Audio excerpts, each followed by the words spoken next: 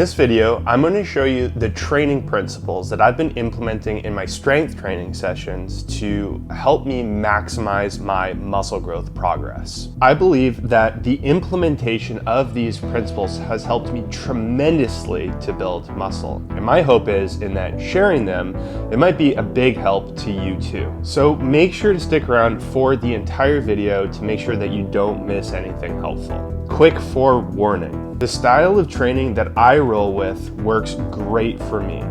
That being so, it might not be the end-all be-all for everyone. So you can keep that in mind as we go through. And lastly, before we dive in, it would mean a lot to me if you liked the video. Each like does a lot to promote the growth of this channel and is super appreciated. All right, let's dive in. Training principle number 1. I focus on quality over quantity. It can be tempting to simply focus your time lifting heavier and heavier during your time spent at the gym. When it comes to building muscle, however, merely lifting heavy stuff probably isn't the end-all be-all. See, it's possible to lift heavy in ways that don't actually maximize the amount of mechanical tension that's being exposed to a muscle or a set of muscles that you're intending to target. Like when you're lifting with a poor range of motion or an uncontrolled tempo. In other words, when you're lifting with suspicious technique. More, faster. This isn't ideal for muscle growth because the primary driver of it is mechanical tension. What's the point of lifting super heavy if you're not actually exposing your muscles to maximal amounts of mechanical tension? I do not know. It should be noted that it is actually possible to build muscle with suboptimal training technique. There's plenty of people who have done it. I just think there's probably a better way of doing it. And that way is to aim to lift as heavy as possible whilst lifting with the best technique possible. That might be the best way to maximize the exposure of mechanical tension on your muscles, thereby maximizing the amount of muscle growth stimulus your muscles receive. Training principle number 2. I move with as much depth as possible. Exposing your muscles to mechanical tension in their most elongated or stretched position is evidently very stimulative for muscle growth. In fact, the deepest part of any rep where your muscles are the most stretched out might be considered the most stimulative part of each rep. Here's an example. Moving ass to grass on a hack squat. Doing so creates maximal amounts of knee flexion, which fully elongates the quadriceps. That big stretch is insanely stimulative for muscle growth. You might be thinking, ouch, that must hurt your knees. Not at all. Contrary to popular belief, as long as you're not lifting too heavy to the point of not being able to move with good control or a full range of motion, moving with that kind of depth is probably a means of keeping your knees as healthy as possible. But yes, if you were to lift too heavy, then it probably would pose to be pretty injurious to your knees.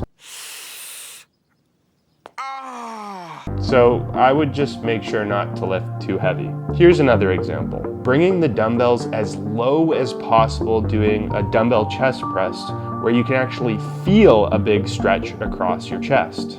That stretch sensation is actually the feeling of your pecs elongating and perhaps could be considered the juiciest part of the rep, if you will. There seems to be a lot of fear in that moving with that kind of depth might be injurious to the shoulders. In fact, I've received a lot of critical comments critiquing my training technique when I post my chest presses on social media. From my experience, however, it's most notably unsafe to perform the exercise in this manner if you're lifting too heavy. If you lift using a load that allows you the capacity to move with good control and good technique, then it's probably a viable way to maximize the amount of stimulus that you get for muscle growth. And for me, flaring my elbows a decent amount leaves my shoulders feeling perfectly fine and healthy. Unless, of course, I do so lifting too heavy. Since that might not be the best position for everyone, you could consider experimenting with how much you tuck in your elbows or flare them out to the sides to see what position feels the most comfortable and healthiest on your shoulder joints. Just don't lift too heavy. Don't do it! Honestly, moving with as much depth as possible during my chest presses has proven to be a game changer for my chest development. I apply this principle to pretty much every exercise that I perform in the gym. And for the third and final principle, I try to lock in my mind-muscle connection for every exercise that I perform. As far as I know, having a strong mind-muscle connection is ironically not a requisite for building muscle. Many beginner lifters, for example, struggle to feel their lats when performing an exercise like a cable lat pull down. But despite not being able to feel the muscle they're targeting, if they're training hard with good technique, they're still probably going to be building those muscles. Another interesting example is lifting heavier loads for sets of lower reps. Imagine doing a super heavy 5-rep max set for your barbell back squats.